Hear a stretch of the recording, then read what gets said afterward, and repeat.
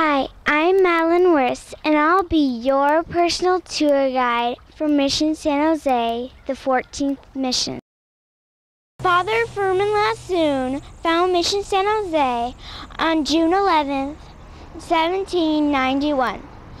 Father Lassoon was a Spanish missionary to Americans and was born in Vitoria, Spain, becoming ordained in 1752. San Jose is named for St. Joseph, and the mission building was right beside the Ohlone village. There are many reasons for this site. One reason is the site is served as a base for military operations. Also, the soil is fertile and the water is plentiful. Father Lassoon built the mission church, and it was built using a thatched roof structure and adobe brick walls. There was a dreadful earthquake in 1868, and it almost destroyed the adobe church. The mission church was cleared, and a wooden Gothic-style church was erected directly over the original red-tiled mission floor. The original mission complex consisted over 100 adobe buildings, and the Victorian rectory was built between the wooden church and the only remaining adobe building, which is now the museum.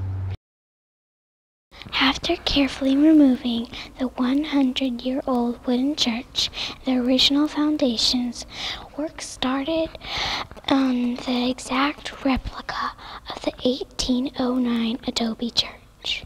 That meant 150,000 bricks were needed to rebuild the adobe church, and the walls were plastered and painted. The adobe church is now reconstructed. The interior appears now as it did after having been redecorated in the years 1833 through 1840. The walls vary from 4 to 5 feet thick. Originally, the timbers were cut in the Oakland Hills and dragged here. The milled lumber for the reconstruction was asked to give it a hand-hewn appearance. The altar nearest the entrance signifies martyrdom and features a statue of scourged Christ as he was presented to the crowned by Pontius Pilate. Across from Livermore's grave is the original baptismal font, made of hammered copper with a wooden pastel. It was installed in 1830. The second side altar contains the polychrome statue of Saint Bonaventure, which, along with the statue of Christ, survived the 1868 earthquake. The tabernacle door below is a 17th century piece from Guatemala. Now observe the reredos behind the main altar.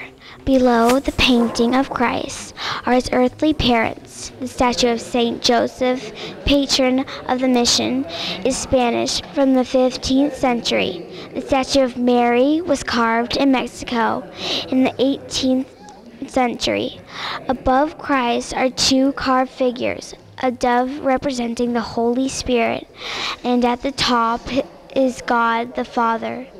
The large candlesticks are wood painted silver. Father Duan was a musician, and this island represents Father Duan's orchestra that he made with Native Americans. Right here, this is part of the quadrangle.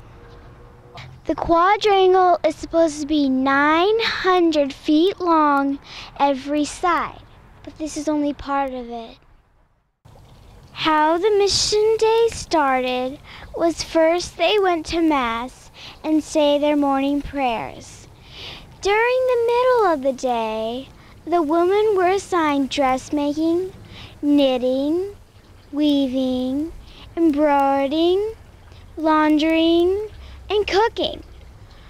Also in the middle of the day, the men having learned from the missionaries, which was plowing, sowing, cultivating, reaping, threshing, and gleaning. Every day was 6 hours and was interrupted by dinner and a 2-hour siesta. Finally, the day ended with supper and social activities. First year as a mission, 33 Native Americans were baptized. This is the cemetery, and many of the mission pioneers were buried here. Right over there, you can see that Robert Livermore is now buried there. The bells of the original mission bells were transferred to the wooden church where they hung until the 1970s. A fourth bell was given to a church in Oakland and recast, but was returned upon reconstruction of the mission. Now, all 4 bells hang together, ready to ring for special occasions.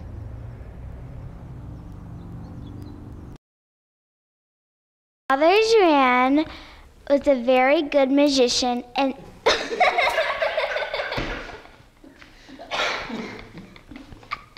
can't say it.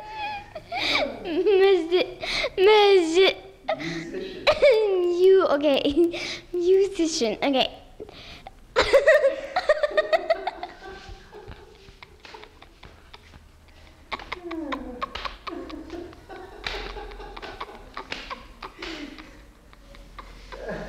Help me.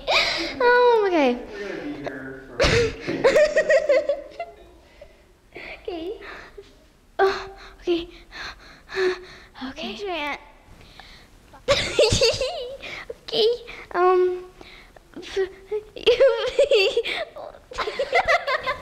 Joanne was a very good magician and I can't say it.